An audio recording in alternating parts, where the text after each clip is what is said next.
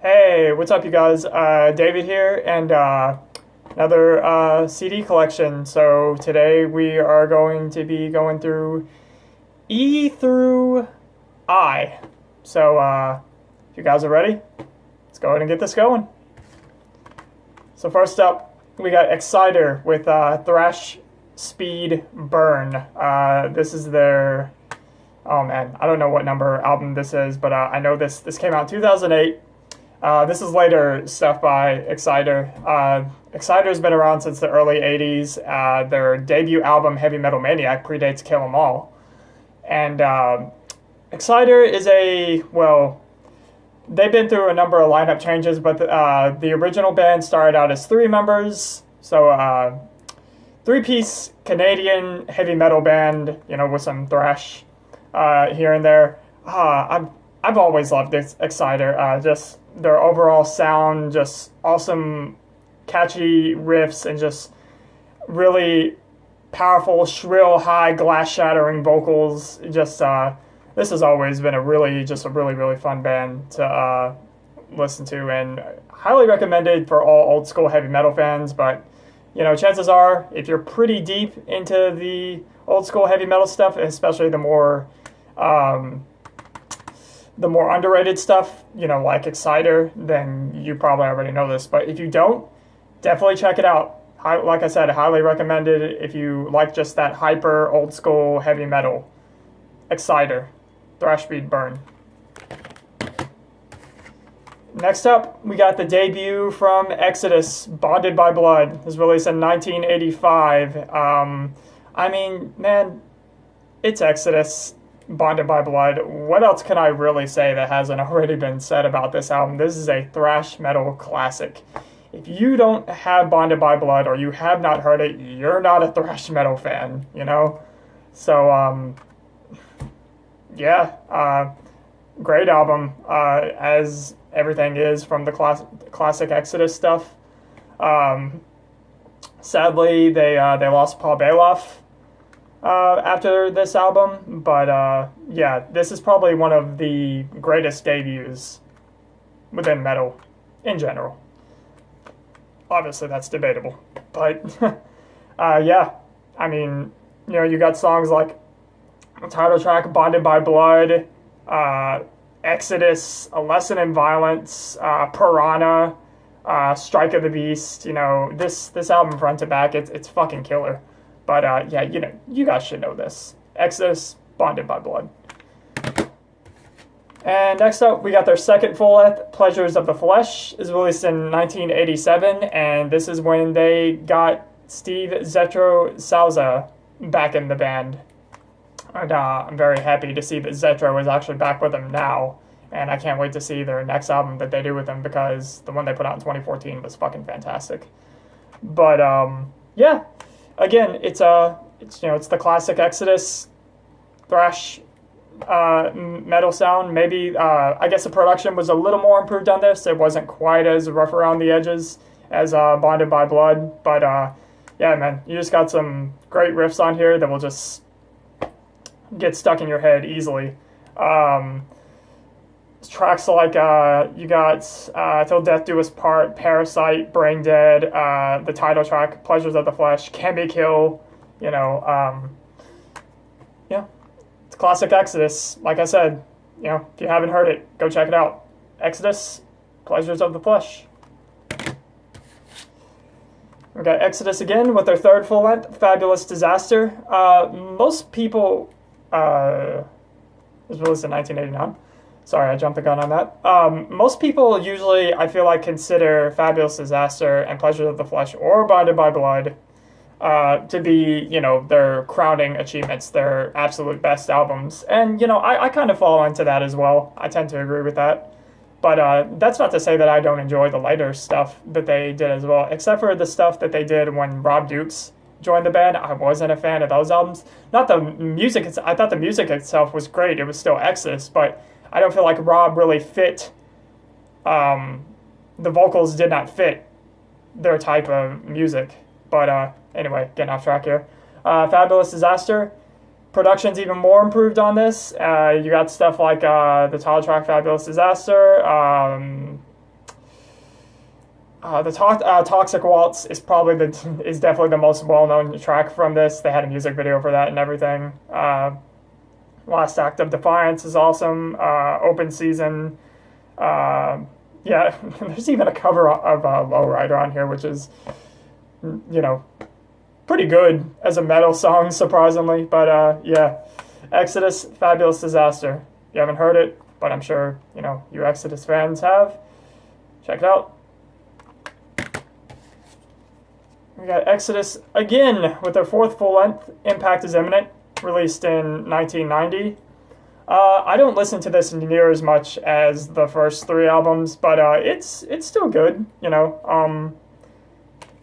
It's, just continuing in that same direction that the previous records have been going in. So if you like the classic Exodus, yeah, obviously give it a listen. So Exodus, Impact is Imminent. Let me see if I can... Oh my god, the fucking text on here is so goddamn tiny I can barely read these tracks. You got the title track, Impact is Imminent, is great. Thrash Under Pressure, that's a really cool song. Changing of the Guard. Yeah, some standouts on here. Exodus, Impact is Imminent. And we got, this is the final Exodus album I own. I would love to get Blood In, Blood Out, which is that album that I was talking about, their comeback that they made back in 2014. I would like to get that on CD at some point. But yeah, this is Tempo of the Damned. This was released in 2004. That's on Nuclear Blast. Wow, I didn't know they had been signed to them that long. But yeah, again, this is where they take a bit more of a modern approach, but don't let that scare you off. This is still Exodus. This is still thrash metal without a doubt. But it's just, I guess it's the production, but there's also, they did include a little bit more of a modern metal sound. You just listen to it and, you'll see what I mean. But Exodus, Tempo of the Damned. War is My Shepherd, Blacklist is cool, and Impaler. Yeah, those are some standout tracks that I enjoy from this. Exodus, Tempo of the Damned. Next up, we got Exhumed with Death Revenge. I'm not going to talk about this one because I already talked about this in my 2017 pickups video, but if you have not heard it, check it out. It is a great album from Exhumed. Exhumed, Death Revenge. Next up, we got Fallujah with Dreamless. This was released back in 2016. This was one of my favorites for 2016. If you're not familiar with Fallujah, Fallujah is a relatively recent band, progressive, technical, and very atmospheric with this album and their album, The Flesh Reveals. Yeah, like I said, proggy, tech death, atmospheric band. I have gotten the pleasure to see this band twice live.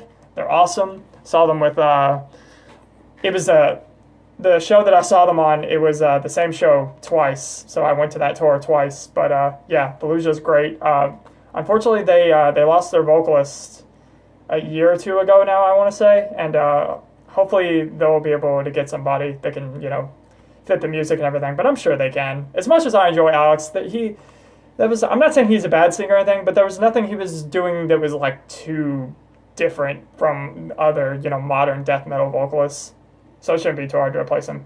I don't mean any respect to him for that because I loved what he did with these two Fallujah records. And so yeah, if you enjoy the proggy tech stuff, but you want something a little bit different because, the atmospheric sound is what makes them stand out.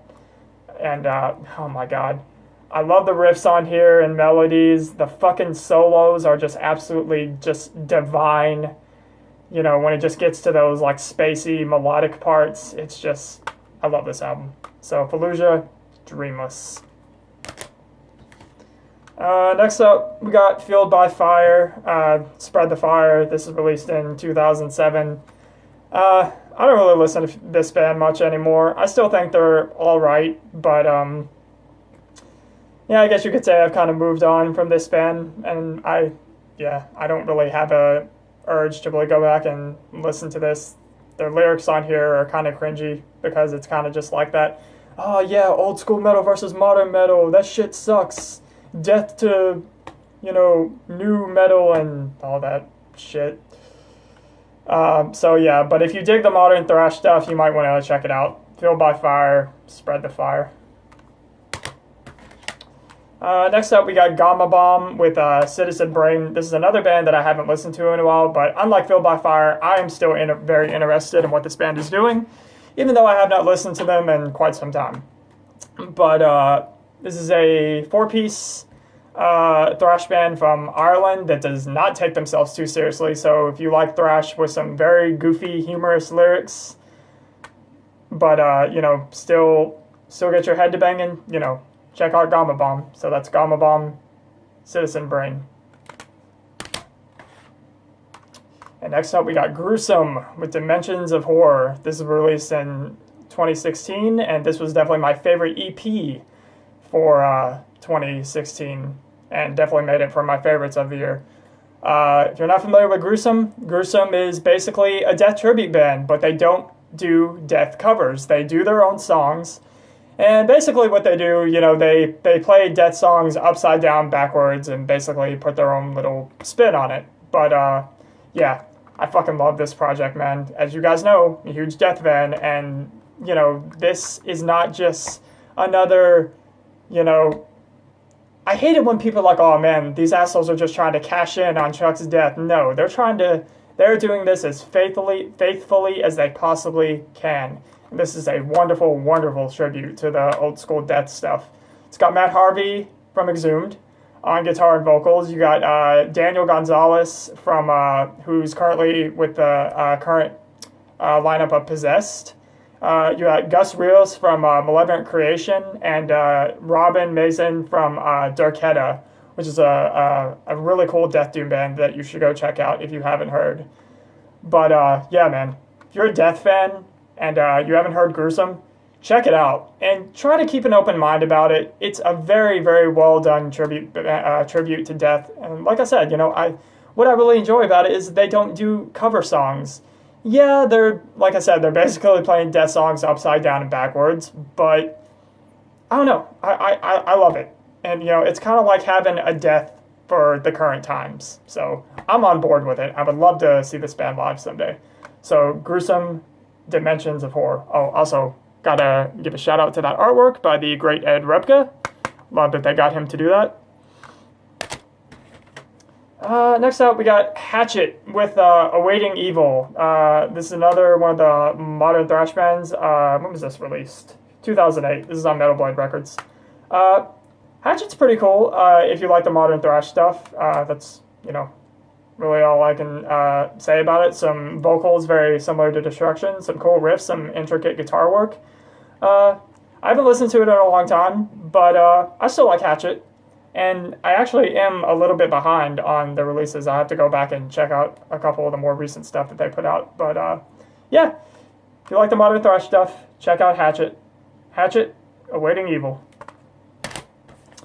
Next up, we got Heaven and Hell with The Devil You Know. This is released back in 2009 or 2010 when this came out? Yeah, it's 2009. And this is also, very sadly, the last ever recording from Ronnie James Dio. R.I.P. Ronnie.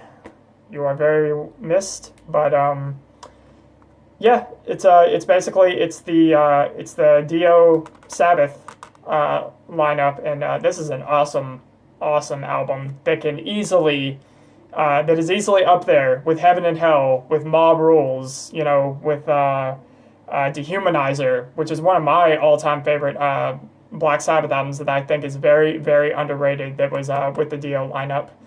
Yeah, if you haven't heard that album, Dehumanizer by Black Sabbath, go check that shit out. It is severely underrated, super fucking heavy. Along with this, probably some of the heaviest stuff that Sabbath has ever done. But, yeah, man, if you haven't heard this, Heaven and Hell, check it out. That's Heaven and Hell with the Devil You Know. Next up, we got Impetuous. Is this upside down? Yes, it is. Fucking idiot. This is Impetuous Ritual with Blight upon Martyred Sentience. I'm not going to talk about this. This was part of my 2017 pickups video, but if you like atmospheric death metal that's insanely ritualistic, evil as fuck, creepy, and you like Portal, check it out, because it's a side project to Portal. And also, be on the lookout for Grave of People that are putting out something this year. I can't fucking wait for that. Impetuous Ritual, Blight upon Martyred Sentience. Oh, man. This video is going to be way too fucking long, especially now I'm talking about this album. If there is any album that I want you to check out more than anything from this CD collection today, check this shit out. Infernal Majesty, None Shall Defy. I fucking love Infernal Majesty. This is one of my all-time favorite bands. Nobody talks about this band. This is amazing death thrash from Canada. And this album, man, it's fucking perfect, front to back. I love this album. Like I said, it's death thrash, even a little blackened, I would say, because, you know, I think back then, just referring to these guys as simply thrash was a huge misunderstanding of their sound, because, you know, it's so different from all the thrash that was coming out at the time. You will definitely notice a Slayer vibe from this, especially Hell Awaits era Slayer, but I'm all for that. Rain and Blood and Hell Awaits are two of my favorite albums of all time. This album, man, it's so fucking awesome. Every riff, the vocals are so fucking evil sounding. The production's a little rough around the edges, but I kind of feel like that also kind of works in its favor. But it's so hard to pick a standout track. The title track, None Shall Defy, the fucking opening riff on that, one of the best riffs I've ever heard within metal. Not even kidding. But yeah, man, if there is anything that I want you to check out more than anything else, Infernal Majesty, None Shall Defy. Please, for the love of fuck, go listen to this, man. This band needs more attention. And next up, we got Infernal Majesty again with No God. Again, not going to talk about this one because this is also part of my 2017 pickups video, but it's Infernal Majesty. Again, I'm strongly recommending that you go check it out. So, Infernal Majesty, No God. Next up, we got one of, in my opinion, one of the best live albums ever recorded, Iron Maiden's Live After Death. Yeah, man, I love this live album. Like I said, I think this really is one of the best live albums ever recorded, and I would fucking kill to see them on this tour back in the day. I have gotten to see Maiden twice, but it would have been awesome to see them, you know, back in their early years. But yeah, if you like Maiden, this is a no-brainer. Even if you don't like live albums, I'm still going to recommend it. This is fucking awesome. And I love that artwork too. Iron Maiden, Live After Death. And the final one here is the latest full-length from Iron Maiden. This was released back in 2015. And honestly, man, I absolutely loved it and was praising the hell out of it when it first came out. But, you know, after a couple listens, I found myself going back to it less and less. I mean, I still love Iron Maiden. You know, I still think they're one of the all-time greatest metal bands. But, I mean, I do think this is a good album, but I think it definitely could have been better. The production could have been way more consistent, and it definitely kind of bugs me a little bit throughout the album here and there. But, the tracks that I fucking love on here is, I love the Red and the Black. That's like it reminds me so much of Rime of the Ancient Mariner. The title track, Book of Souls. I love Death or Glory. If Eternity Should Fail. Don't get me wrong, there are some awesome songs on here. But I think just as far, you know, as the later Maiden goes, I just kind of wish they would go back to that galloping early heavy metal sound that they had back in the 80s. I'm not saying that I want them to do, you know, a Power Slave Part 2 or a Number of the Beast Part 2, but just go back somewhat to that sound, because now the newer Maiden, they kind of just come off more of as like just a progressive rock kind of feel, as much as I hate to say that about Maiden. But yeah, I mean, I'm always going to check out every album that they put out. It's Maiden, but I definitely think since the return of Adrian Smith and of Bruce that we've definitely seen stronger from the later stuff. I definitely think Brave New World is quite a bit ahead of this. And I'm not going to say it's my least favorite Maiden album, because my least favorite Maiden albums are definitely the ones that they did with that guy, Blaze Bayley. Again, it's one of those cases where the music was great, but Blaze just did not fit Maiden, in my opinion. But, yeah, I mean, more than likely, you know, if you're a Maiden fan, you've heard this, and let me know what you guys thought of it, because, like I said, I loved it when it came out, but as time went on, I went back to it less and less. I didn't get to see him on this tour, though, last year, and that was awesome. Performance-wise, Maiden are still great. They put on an amazing show, and I'm sure they always will. But, yeah, Iron Maiden, The Book of Souls. Give it a listen, and maybe you'll even enjoy it more than I did. But, you know, as a big Maiden fan, that's where I stand on it. So, oh man, we've been going for 21 minutes. That was a long one. But, yeah, so that is CD collection E through I. So, thank you guys for watching, and I will see you guys next time. See you later. Take care.